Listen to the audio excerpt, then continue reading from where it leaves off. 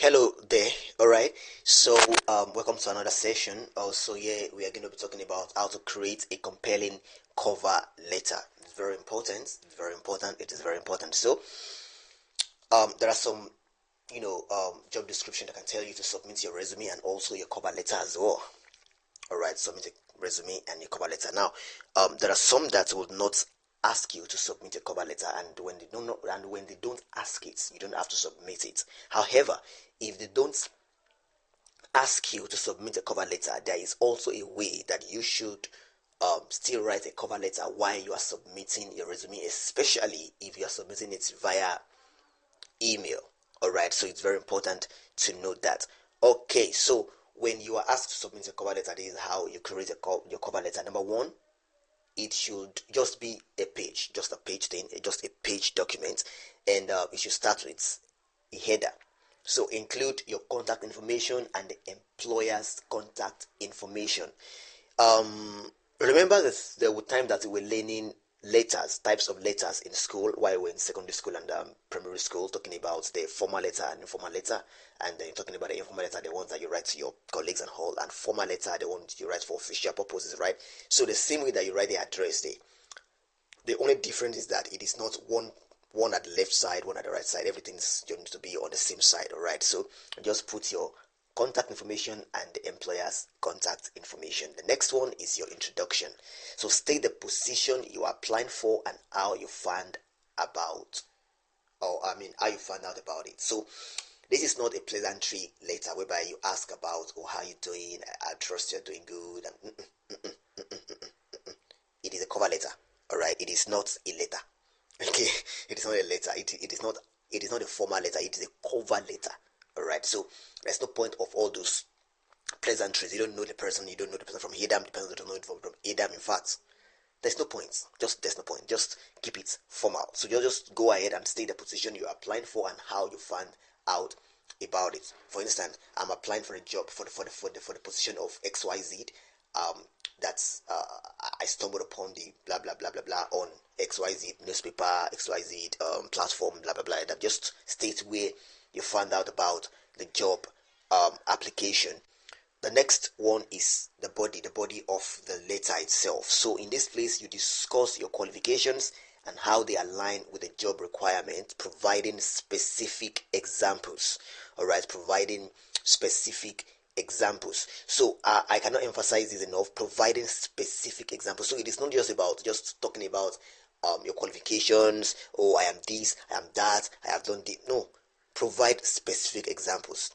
All right, for instance, in my previous role as XYZ, we carried out so and then we did this, and then later on it generated XYZ results and all, and with that same experience that I've gathered from it, I know that I can be able to do XYZ in your own company as well and transform your company from this to that, and you get that kind of a thing. So you just providing specific examples and ensure that the qualification that you are discussing here, they are not just everything that you put on your resume. No, remember the one that best align with the job requirement.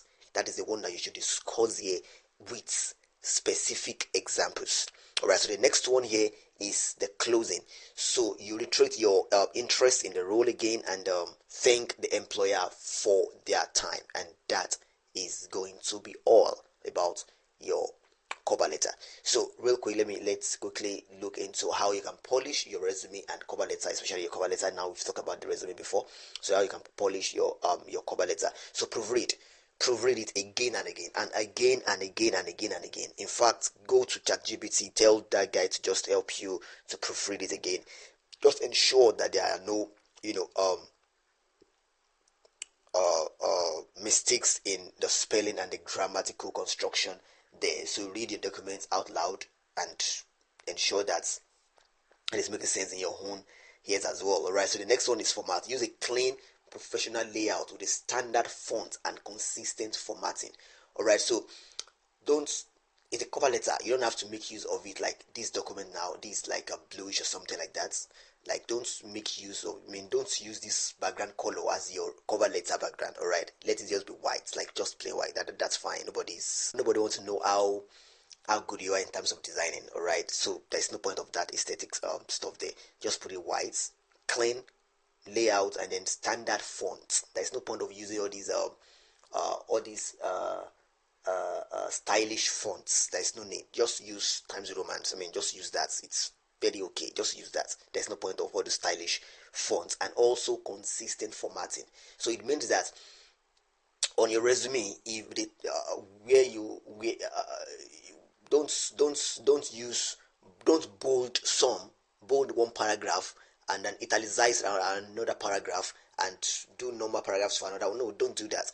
Be consistent in it. All right. So if you are making use of, just be consistent in your formatting. All right. Then seek feedback. Ask a trusted friend, a mentor, or a career coach to review your resume and cover letter for you. Very, very important. With that, they're going to see the things that you are not seeing, because you're the one that wrote it and you're the one that have been proofreading it yourself over and over again. All right, so just give it to somebody else that does not know anything about the time that you are writing it, so that they can also read it and see any form of mistakes that might be there. Just ensure that it is just free of mistake. It actually pull people off, and don't do that to your hiring managers. All right, so now we're going to see you next.